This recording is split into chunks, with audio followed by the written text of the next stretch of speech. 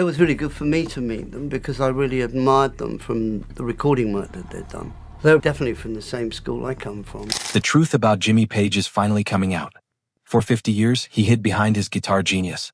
But the secrets are too big to stay buried. Stories are emerging about what really happened on those Led Zeppelin tours, the relationships that should never have existed, and the behavior that shocked even rock stars. Hotel rooms had to be locked from the outside and young girls were kept hidden. Now at 81, Page is facing the consequences. The music world is in shock because this isn't the Jimmy Page they thought they knew. Jimmy Page was born on January 9, 1944 in Heston, Middlesex during the middle of World War II. His father worked as an industrial personnel manager at a plastic coatings plant and his mother was a doctor's secretary. The family lived a stable middle-class life. He went to Epsom County Pound Lane Primary School and later Sutton County Secondary School. It was a safe, ordinary upbringing, and no one could have guessed that this boy would one day help create some of the loudest and most influential rock music ever recorded. Everything changed when he was 12. In their Miles Road home, Jimmy found a Spanish guitar. Nobody knew where it came from or who had left it there, but it sparked something in him. He became obsessed with Elvis Presley and especially the guitarists who played with him like Scotty Moore and James Burton. He also admired Lonnie Donegan, Little Richard, and Jerry Lee Lewis. Jimmy taught himself to play by listening to records and reading manuals. He traced rockabilly music back to its blues roots, discovering legends like Sleepy John Estes, Arthur Big Boy Crudup, Muddy Waters, and Howlin' Wolf. Years later, he wrote about visiting Elvis's hometown in Tupelo, saying it took Elvis's genius to blend those influences and change the world. This was more than a hobby for Jimmy, it was the beginning of the musical vision that would define his life. In April 1958, a fresh-faced Jimmy appeared on the BBC's All Your Own as part of the J.G. Skiffle Group. He was only 13 when the segment was filmed. On air, he spoke about wanting to be a musician, but also about his interest in finding a cure for cancer if it wasn't discovered by the time he grew up. The skiffle craze was huge in Britain then, and this TV moment showed him performing for a national audience for the first time. It was a small step, but it planted the idea that music could take him places far beyond his school in West Ewell. As a teenager, Jimmy faced a choice. His parents hoped he would take the safer path in science, while he was being pulled deeper into music. He studied at Sutton Art College, but spent most of his time playing in clubs and on street corners. By 1963, when he was 19, he decided to give his life to music. He admitted he didn't know if he would succeed, but he knew he wanted to be part of it. By the mid-1960s, Jimmy was one of London's busiest session guitarists, sometimes working 3 recording sessions a day, 6 days a week. He could play rockabilly, blues, acoustic guitar, and even harmonica. Producers loved him because he could adapt to anything instantly. Other musicians called him Lil Jim Pa, to tell him apart from Big Jim Sullivan. This constant work not only made him money, but also taught him everything about recording and producing music, skills that would become crucial later. Jimmy was often hired as an insurance guitarist in case a band's own guitarist couldn't finish a recording. He played on early tracks by the Kinks and The Who, sometimes uncredited. For The Who's I Can't Explain, Pete Townsend was reluctant to let him play, but Jimmy still appeared on the B-side, Bald-Headed Woman. This behind-the-scenes role meant that his guitar was on many famous records without most people knowing. In August 1964, at just 20, Jimmy played guitar during the recording of Shirley Bassey's Goldfinger theme at Abbey Road Studio 1. He watched her nail the song in one take, only to collapse after holding the final note for so long. This was also the first time he worked with John Paul Jones, who would later join Led Zeppelin.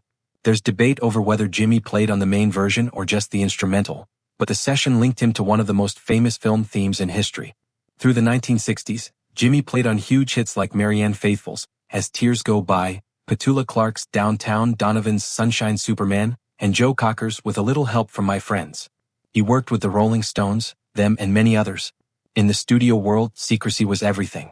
Musicians didn't talk about which songs they played on, and Jimmy often didn't know who would walk into the session until they arrived. These years gave him a deep understanding of the industry and the connections to eventually form one of the biggest bands in rock history. When Jimmy Page joined the Yardbirds in June 1966, he was first brought in to play bass. That didn't last long. Within weeks, he was sharing lead guitar duties with Jeff Beck, creating one of the most explosive guitar pairings rock had ever seen. Their sound hit its peak with Happenings 10 Years Time Ago, recorded in July and September 1966. The two guitars weaved together in ways no one else had tried. But the magic was unpredictable. Page later admitted that while some nights were perfect, others fell apart when the parts didn't sync. He'd be sticking to the plan while Beck veered somewhere else entirely. That same year, the band found themselves on a film set rather than a stage. Michelangelo Antonioni had invited them to appear in his award-winning movie Blow Up. In one scene, Beck smashes his guitar after an amp blows, echoing Pete Townshend's famous onstage destruction. The Who had turned down the role, so the Yardbirds took it. Page later recalled how surreal it was to see the finished film. They hadn't been invited to any premieres and ended up queuing like everyone else to watch themselves on screen. Still, the scene became one of the rare filmed moments where audiences could actually witness the Beck and Page guitar partnership. By 1968, constant touring had worn the Yardbirds down. Jim McCarty and Keith Relf, who had been there since 1963, were exhausted. They wanted to slow down and explore more acoustic folk-inspired music, while Page still wanted to push the band into heavier rock. Their final U.S. shows came at the Shrine Auditorium in Los Angeles on May 31st and June 1st, followed by June 4th and 5th performances in Alabama. These gigs, later released on a bootleg called Last Rave Up in L.A., captured a band on the edge. On June 12th, they officially announced McCarty and Relf's departures. The very last Yardbirds show took place on July 7, 1968 in Luton, Bedfordshire.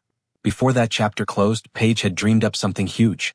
He imagined a supergroup with himself and Beck on guitars, Keith Moon on drums, John Entwistle on bass, and Steve Winwood or Steve Marriott singing. The idea wasn't just a fantasy.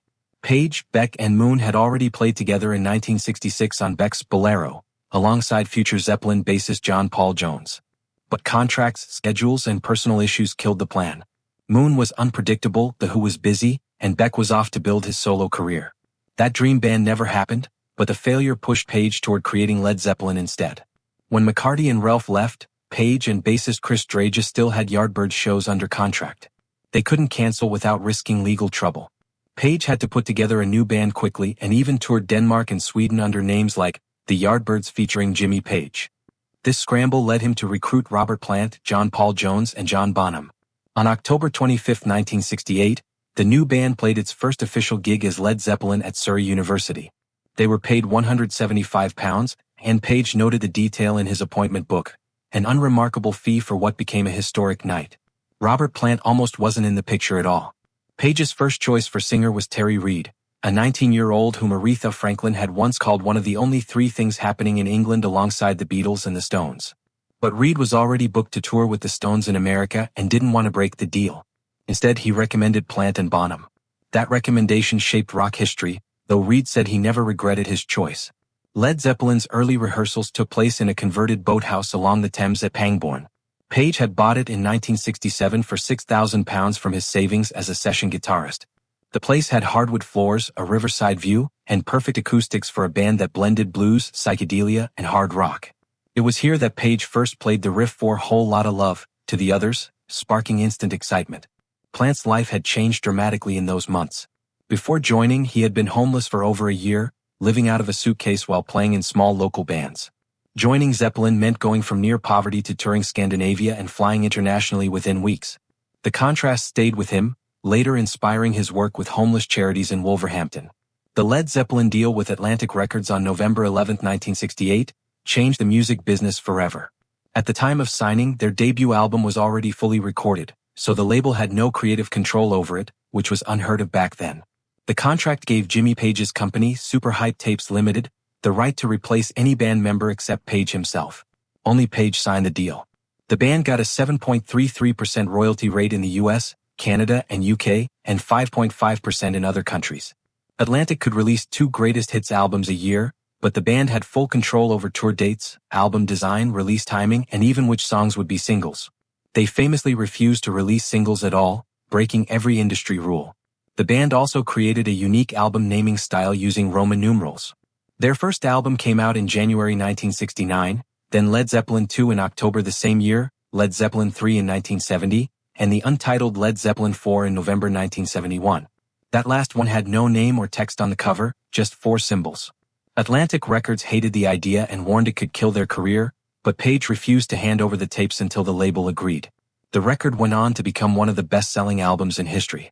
The Roman numeral idea influenced hundreds of bands later, with at least 665 metal albums using the numeral 3 alone. Jimmy Page also saw the rise of FM radio as a major opportunity. AM radio only played short songs, but FM was starting to air full album sides. Page recorded songs that flowed into each other, creating long listening experiences that fit perfectly with FM style. Manager Peter Grant sent advanced copies of their first album to FM stations in cities where they would tour, building excitement before the band even arrived. This helped make Stairway to Heaven the most requested FM radio song ever, even though it was never released as a single in the US. By 1973, they were breaking records once held by the Beatles. On May 4th in Atlanta, 49,000 people attended their show, far more than the Beatles' 33,000 record. The next day in Tampa, they drew 57,000 people, beating the Beatles' famous Shea Stadium crowd of 55,000. That show brought in $309,000, the most any rock concert had made at the time. In 1977 at the Pontiac Silverdome, they played for 76,000 fans and earned $642,000 in one night, a record for a single-act indoor concert. In the studio, Page's recording techniques changed rock forever. Instead of placing microphones right in front of amps or isolating drums in dead rooms, he believed distance equals depth. He often put mics 20 feet away to capture the room's sound. He also used reverse echo, where the echo came before the main sound by flipping the tape during recording. He changed engineers for each album to make it clear the sound was his creation, not theirs. Outside music, Page became obsessed with the occultist Aleister Crowley. In 1970, he bought Boleskine House on the shores of Loch Ness, where Crowley had lived from 1899 to 1913. Page also collected Crowley's manuscripts, clothing, and other artifacts. He even had part of Crowley's famous motto carved into the groove of Led Zeppelin III. He owned a London mansion called the Tower House, long linked to paranormal stories, and an occult bookstore named after Crowley's journal, The Equinox. Page's shared interest in Crowley led to a friendship with filmmaker Kenneth Anger. In 1973, Anger performed an exorcism at Boleskine for Page. Page later let Anger use the basement of his London home to edit a Led Zeppelin concert film while working on Anger's movie Lucifer Rising. Their friendship collapsed in 1976 when Anger was thrown out of the house after giving strangers unauthorized tours. Anger then publicly insulted Page and claimed to put the curse of King Midas on him, saying it would freeze his career and turn his success into something lifeless. Some fans later linked Zeppelin's decline and Plant's misfortunes to this curse. Violence also marred the band's history. On July 23, 1977, at the Day on the Green Festival in Oakland, a fight broke out after a festival worker told Peter Grant's 10-year-old son not to remove a sign. Within minutes, John Bonham, Peter Grant, tour manager Richard Cole, and security man John Bindon were attacking security guard Jim Downey. Police later arrested all four. They were charged with battery and each posted $250 bail. The arrests, filmed for TV, showed them being led into the station with coats over their heads while Grant shouted furiously. Jimmy Page's life in the 1970s was a mix of extraordinary music and deeply troubling stories. In June 1972, Jimmy Page was 28 years old when he met 14-year-old Lori Maddox at the Hyatt House Hotel in Los Angeles during Led Zeppelin's North American tour. He first saw her by the pool and introduced himself simply as Jimmy. That night, the band's manager, Peter Grant, found her at the Rainbow Bar and Grill, put her in a limousine and took her to Page's room. She later said this was the night she lost her virginity to him.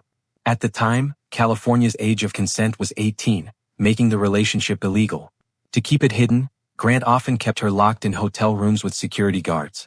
Page would sometimes fly back to Los Angeles on Led Zeppelin's private jet just to see her and would call her daily from England. The relationship lasted over 2 years, until 1975 when she was 16.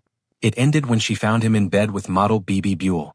Many believe their time together inspired the Led Zeppelin song Sick Again, with its line about reaching 16. Charlotte Martin entered Page's life before that. Born Catherine Martin in Paris, she met him on his 26th birthday in January 1970 after a Royal Albert Hall gig. She had once dated Eric Clapton and briefly been with George Harrison. Page called her "My Lady," and their daughter Scarlett was born on March 24, 1971. Charlotte had transformed herself from a strict Parisian upbringing into a free spirit, living among London's music and art scene. She stayed with Page for over a decade through Led Zeppelin's highest years before their separation in the early 1980s. Later, she became an artist, creating works about escaping her childhood and her links to 1960s culture. Page's destructive streak on tour became so bad that the crew sometimes chained him to toilets in hotel rooms. Groupies were left to watch him so he wouldn't wreck the place. His destruction wasn't small. He once threw televisions out of 5 different hotel rooms at Seattle's Edgewater Hotel in 1977. The band used fake names to book rooms because of their history. His behavior also included wearing Nazi uniforms and going to transvestite bars where he would take drugs with drag queens. Road manager Richard Cole said chaining him was sometimes the only way to have a quiet night. Pamela Des Barres, one of the most famous groupies of the era, said Page often wore Nazi outfits privately and publicly. In 1977, he even wore what he called a stormtrooper outfit on stage in Chicago, which looked a lot like a Nazi uniform. His trips to underground clubs continued, mixing with drug use and increasingly erratic behavior. The crew's restraints weren't just about property. They were trying to stop dangerous and damaging public scenes. In 1973, Page met filmmaker Kenneth Anger at a Sotheby's auction while bidding on Aleister Crowley items. They began working together on Anger's film Lucifer Rising. Page promised to compose the full soundtrack but delivered only 20 minutes of music, far less than the 40 minutes needed. Anger later said Page was always on heroin and couldn't follow through. Their falling out turned bitter, with Anger claiming to put a curse on him. Around the same time, David Bowie became convinced Page was using black magic against him. Bowie's paranoia led him to draw pentagrams on his walls, keep bowls of urine around his house, and have his pool exorcised. On August 4, 1975, Robert Plant's family vacation in Rhodes turned into a disaster when their rental car crashed into a tree. Plant broke his ankle, foot bones, and elbow. His wife Maureen suffered a fractured skull, broken pelvic bones, a shattered leg, and facial cuts. Their son Carrick broke his leg and daughter Carmen broke her wrist. Medical care on the island was so poor that a private jet was sent to bring them back to London with doctors on board. Doctors even warned Plant he might not walk again. This accident forced the cancellation of their American tour, which had already sold 110,000 tickets for 2 Oakland Stadium shows. Many more stadium dates in Los Angeles, Kansas City, and other cities were also canceled. The loss was in the millions. It also disrupted the band's momentum just as they had broken the Beatles' attendance record in 1973. In 1976, Kenneth Anger's curse story resurfaced. He claimed that Page's greed and unreliability would ruin everything he touched, like the mythical King Midas. Occult researchers later suggested this curse was part of the bad energy surrounding the band's tragedies. On July 26, 1977, Plant's 5-year-old son, Carrick, died suddenly from a stomach virus while the band was touring America. Plant was thousands of miles away. The grief was so deep that he considered leaving music altogether and even applied for a teaching job. He quit drugs that day and focused on his family. The loss inspired the song All My Love in 1979. The final blow came on September 25, 1980, when drummer John Bonham died after a day-long vodka binge. He had consumed around 40 shots within 24 hours. He choked on his vomit while sleeping at Page's house. Rather than replace him, Led Zeppelin announced on December 4, 1980, that they could not continue. Page later admitted that after losing Bonham, he didn't even want to touch a guitar for months. At the time, he was already deep into drug addiction. In the years that followed, Page searched for the spark he had lost. He formed the firm in 1985 with Paul Rodgers from Bad Company, Tony Franklin, and Chris Slade. They released 2 albums, with Radioactive being the standout track, but the shadow of Zeppelin loomed large. In 1984, he joined Robert Plant, Jeff Beck, Nile Rodgers, and others in the Honeydrippers, which produced only 1 EP. His 1990s project with David Coverdale, known as Coverdale, Page, was met with constant comparisons to Plant, who once mocked Coverdale's singing style. Each effort showed Page's skill, but the unique magic he had with Bonham was gone. During this time, Page married Patricia Ecker, a Louisiana model and waitress he met in 1986 while touring with the firm. They quickly fell in love and Ecker moved to London with him. In April 1988, their son James Patrick Page III was born. The marriage gave Page some stability, but his work life remained unsettled. They divorced in January 1995 after nearly 9 years together. When Ecker died in October 2020, Page called her loss tragic and praised their son as strong and intelligent. Away from music, Page's interest in the occult only grew. He had bought Boleskine House in 1970, once owned by Aleister Crowley, a man infamous for his dark rituals. Stories about the house's haunted history dated back to the 10th century. In the 1980s and early 1990s, Page spent time there, knowing Crowley had once attempted a 6-month ritual meant to summon and control spirits, including Lucifer. Crowley never finished it, leaving the place supposedly cursed. Page also bought an occult-themed bookstore called the Equinox in the Tower House in London, another property linked to strange activity. By 1992, he sold Boleskine, saying the place had bad vibes.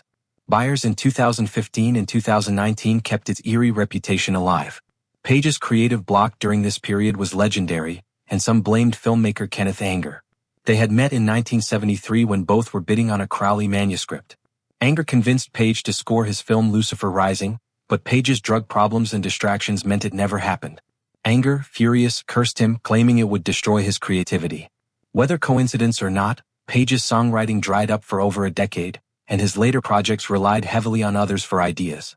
In the 1990s, Page's life began to take a different shape through his connection to Brazil. His charity work with Task Brazil and Action for Brazil's Children's Trust was so extensive that in 2005 he was named an Officer of the Order of the British Empire and became an honorary citizen of Rio de Janeiro. He opened Casa Jimmy, a shelter for homeless youth, and built friendships with Brazilian musicians. When Led Zeppelin reunited for one night on December 10, 2007, at the O2 Arena, it became one of the biggest events in rock history.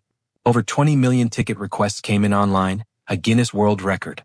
Tickets sold for £125, and all profits went to charity. Jason Bonham took his father's place on drums, creating an emotional moment for both the band and the fans. Page also shared his story in the 2008 documentary It Might Get Loud alongside The Edge and Jack White, and more recently in the 2021 film Becoming Led Zeppelin. That documentary showed never-seen footage from the band's rise in 1969 and 1970, earning a standing ovation at its Venice Film Festival preview. In 2014, Page began a relationship with poet Scarlett Sabet, who was 46 years younger than him. They collaborated creatively, producing her 2019 spoken word album, Catalyst. She has described him as her best friend, noting that their life together is quiet and private. Even after all these years, Page's reputation as one of the greatest guitarists has not faded. Rolling Stone ranked him third in their list of 100 greatest guitarists in both 2015 and 2023. He has been inducted into the Rock and Roll Hall of Fame twice, with the Yardbirds and with Led Zeppelin, and has received a Grammy Lifetime Achievement Award. Through all the dark years, the reinventions, and the controversies, his influence remains unshakable.